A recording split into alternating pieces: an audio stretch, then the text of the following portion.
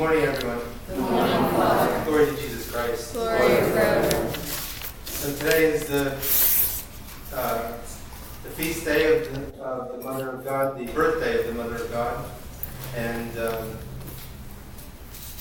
we have reached the ecclesiastical New Year, which again marks the time from the creation of the world, and so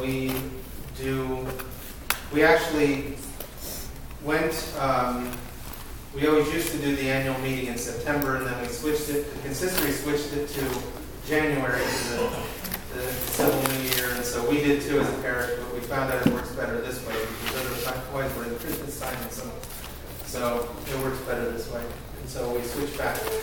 And we also switched the way we do annual parish meetings, and we talk about things for weeks and weeks and weeks, rather than burden people with hour-long meetings, and so on. So we've been talking about many things.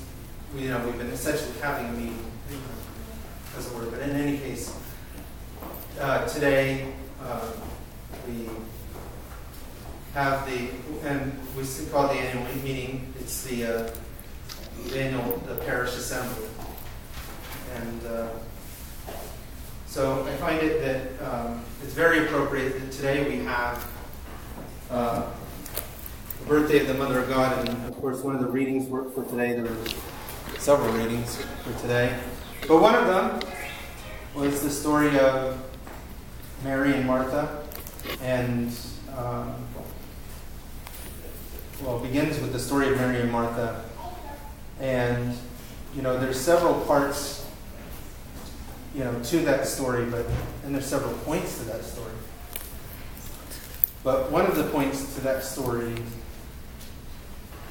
is that, Martha comes out and she's at that point obviously furious that she actually interrupts Christ.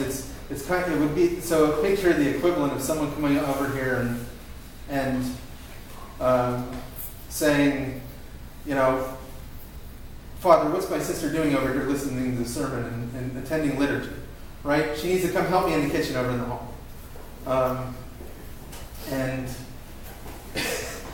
so she interrupts Christ just as if, while he's speaking, to tell the Lord what to do. Right? And so here we go. We often like to do that. Sometimes... St. James says that we need to be careful when we pray, that we don't pray amiss. And if he's the Lord, then we don't tell him what to do. We don't demand from him anything as if he's, again, our cosmic butler. And we don't pretend as if we rubbed him out of the lamp that he's our cosmic genie either and must obey our first three wishes. Most churches fail.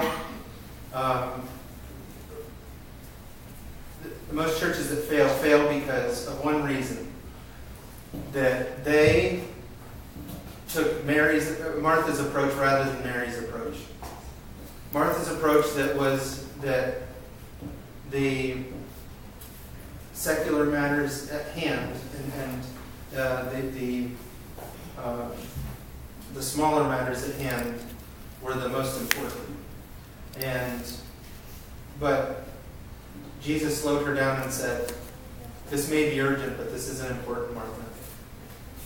Don't interrupt me. He didn't say that, but he did say, Mary has chosen the one thing needful, and that will not be taken from her. And so I will not talk long today, because there's things to do, but I will say this, that our parish needs to be Mary, and to choose above all that one thing needful. We need to put God before all else, God's will before our will. We need to slow down, right? Our culture is such that we all want the baby to be born right now, even though it's only 1 month in, right? We want it now. God knows the time and the season of our life. Now, fortunately, with actual babies, we can predict 9 months. When I'm speaking with more metaphorical babies that we want to come forth in life, it's in God's time, right? must be patient. So let us dedicate ourselves to that very purpose. And to not just make church, do we come to church? Do we come to church because we get something out of it, or because we want to put something into it? Because the purpose of church is for us to put something into it, and for God to give us something for the better as the result.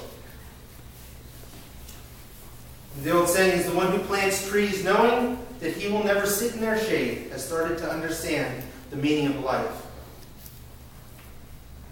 Right? And that's the story of Jonah with Nineveh, right? I mean, what possible benefit do I have from going to Nineveh and preaching to these people and getting repentance? I can't even stand the Ninevites. I can't stand the city. I don't even like going there.